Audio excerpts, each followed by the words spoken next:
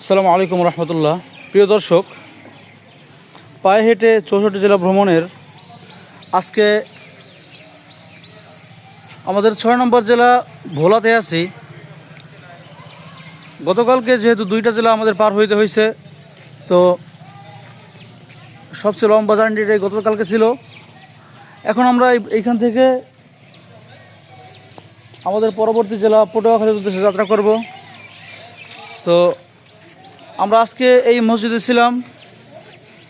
এই মসজিদটা বাংলাদেশের একসময়ের বাণিজ্যমন্ত্রী তোফায়েল আহমেদ, এইটা তার বাড়ি, তার বাড়ির মসজিদ, এই তার মাদ্রাসা, ওই তার বাড়ি একটু ভিতরে, ওই যে বাড়িঘর দেখা যাচ্ছে।